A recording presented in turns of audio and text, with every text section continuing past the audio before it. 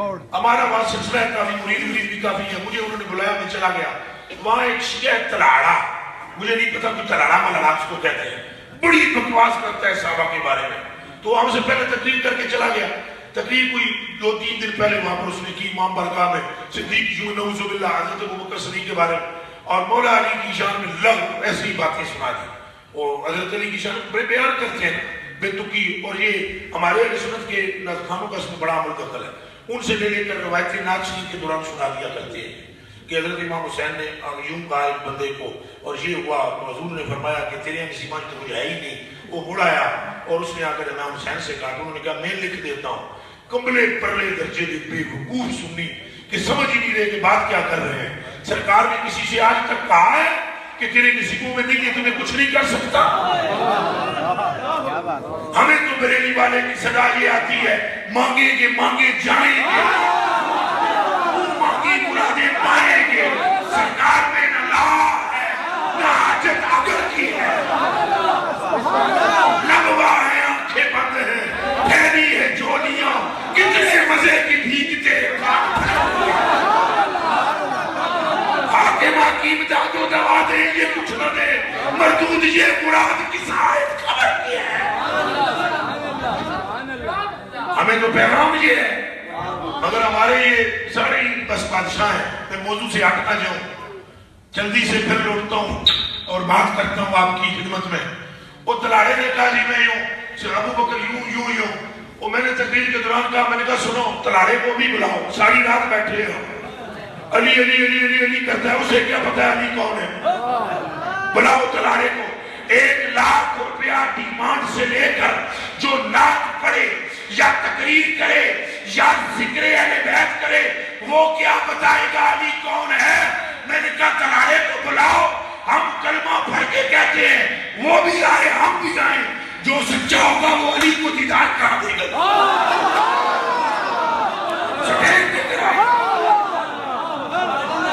یہی بات ہم نے وہ مفتی عمیر صاحب سے بھی کی. میں نے کہا تو آپ کس کام کے لیے تھے؟ آگے جی انہوں نے شجرہ سنا دیا. ہم نے کہا شجرہ تو آپ پڑھتے، اور انہوں نے داؤ پیچ رکھے ہوئے ہیں. کیا رکھا ہوا ہے؟ ہاں جس طرح وہ مولوی اشرف علی تھانوی جو ہے نا، میں اپنی زبان میں ان کو چنڈال کہتا ہوں. مولوی اشرف علی تھانوی جو تھا نا، اس کو جلسہ دیوبند تھا دستار کا، فضیلت کا لفظ میں نہیں بول رہا ہوں، دستار کے ہر پیج کی تحقیق ہے لازم. تو وہ کچھ لوگوں نے اس کو کٹھے کر کہا، اس کے حواریوں نے انہوں نے آکھیا جناب ہم پر بڑا الزام ہے کہ ہم حضور کی شان نہیں بیان کرتے. تو آج اس طرح سارے لوگ ہوں گے تو یہ جو ہم پر بریلی والوں کی طرف سے سخت قسم کا یہ جو انہوں نے ہمیں مورد الزام ٹھہرا کہا، تو آپ اس طرح بیان کریے. یہ مولوی صاحب کی اپنی کتاب میں لکھا ہوا ہے، سمجھ آ رہی ہے؟ الفاظات یومیہ کام بیان کریے. تو مولوی صاحب نے پتہ ہے کیا کیا؟ یہ حق بھی میں نہ بیان کروں آپ کے سامنے، بھولے نا، چپ ہو جاؤں یہ نہ بتاؤں. اگر یہ نہ بتاؤں تمہیں کیسے سمجھ آئے گی اعلیٰ حضرت کون ہے؟ مولوی صاحب نے سر سے ایسے پگڑی اتاری، یوں کیا،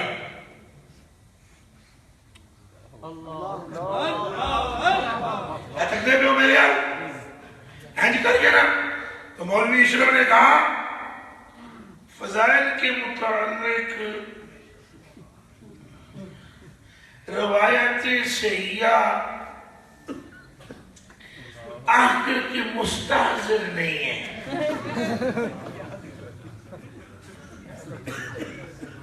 لکھ دی لعنت آوے، اور کل قیامت کے دن کس منہ سے جاؤ گے مصطفیٰ کے سامنے؟ کیا منہ لینا چاہو گے کہ آپ کی شان میں ہمیں کوئی حدیث نہیں آتی تھی؟ ہمیں نہیں یہ پتا تھا کہ آپ شواذ کریں گے، ہم نے یہ نہیں پڑھ رکھا تھا کہ قاسم میں ہوں، ہمیں کچھ خبر نہیں تھی کہ اول شعبے میں ہوں، ہمیں کچھ پتا نہیں تھا کہ جنت کا بوا میں بجاؤں گا، ہم نے نہیں پڑھ رکھا تھا کہ میرا رب کنڈا کھولے گا. ہم نہیں جانتے تھے کہ سارے گنہگاروں کی شفاعت میں ہے، ہمیں کچھ پتا نہیں تھا کہ کچھ شر تو مجھے اختیار دے دیا۔ تو یوں کر کے کہا مجھے مستعذر نہیں ہے، اے پروفیسر صاحب تو اور نہ سنو، مجھے مستعذر نہیں ہے روایات سیاح، تو کسی ایسے مولوی کو دیکھ لو جس کو آتی ہے اس سے تقریر کرا لوں میں۔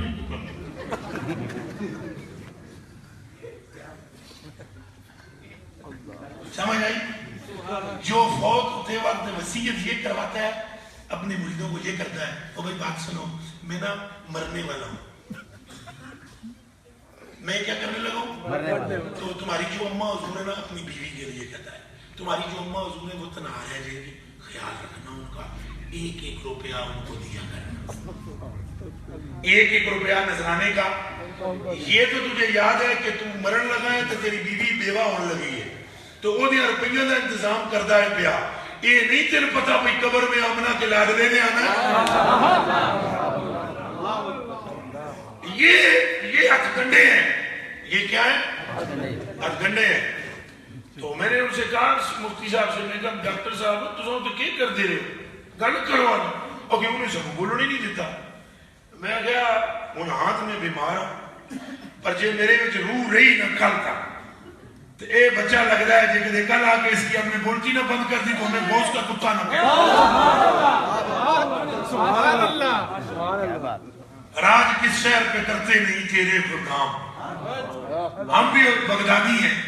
دوسرے دن میں گیا جناب تو میں نے کہا وہ جو سوال کرنے والی صاحبہ تھی، میں نے اسے کہا یہ اچھا، اس نے ایک اور بھی چھوڑی اوپر سے وہاں کلندر صاحب کی درگاہ، اس نے کہا جب مجھے سرکار کا دیدار ہوا، یہ جو میڈیا کے لوگ نے یہ گلا میں فٹوٹ پھنس جاتا ہے، ایک منٹ، اس نے کہا مجھے سرکار نے دیدار کرایا، یہ بیمار تھا، مجھے حضور نے دیدار کرایا، حضور نے فرمایا اے دعا پڑھ تو ٹھیک ہو جیسے میں ٹھیک ہو گیا۔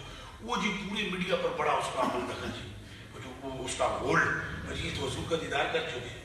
ہم دوسرے دن گئے، ہم نے بات شروع کی نا تو وہ بات کرنے لگا نا، پہلے تو ہم نے اس کو روکا، ہم نے کہا تم چپ کر، جواب نہیں دے رہے ہیں۔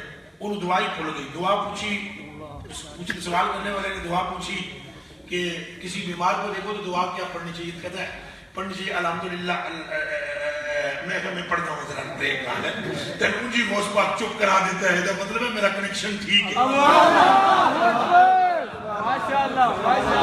نہیں سمجھ آئی؟ یہ آپ کو قسم ہے اس مسجد میں بیٹھنے کی کہ آپ جا کر یہ یوٹیوب پہ وہ پورا پروگرام دیکھیں، شاہ جمال الدین کے نام سے سرچ کریں گے نا تو وہ آ جائے گا، اور وہ دیکھیں آپ حیران رہ جائیں گے کہ کیسے غوث پاک نے زبان اس کی بند کی۔ ہم نے دعا پوری کی اور اس کے بعد اس نے کہا کہ آپ ہمیں موقع نہیں دیتے ہو، آپ بولتے بہت ہو۔ میں کہا بولنا میں کیوں نہ، گاندھی میرے مسلک کے بارے چلتے نو بولنے دے۔ اچھا پھر ہم نے کہا میں بات سنو ہماری، اس صاحبہ سے ہم نے کہا یہ کیا کہتا ہے، ہمیں دیدار ہوا ہے، اون بالکل لائیو پروگرام ہے۔ میں نے کہا میں سرکار سے عرض کرتا ہوں، یہ تو کہتے ہیں نا مجھے ہوا ہے، میں سرکار سے عرض کرتا ہوں 7 دنوں میں اگر تجھے دیدار نہ کرائیں سرکار تو ساری زندگی کے لیے مجھ سے بات نہ کرنا، اور اگر حضور دیدار کرا دے حضور سے پوچھ لینا یہ بے ایمان جھوٹ بول رہا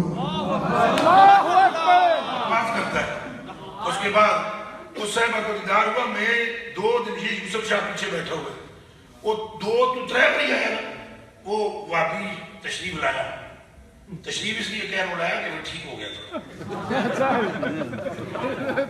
آستانے شریف پر آیا، ہم نے یوسف شاہ کو بولا، ہم ادھر نہیں تھے، کہیں دور تھے، ختم شریف کے پروگرام پہ گئے ہوئے تھے۔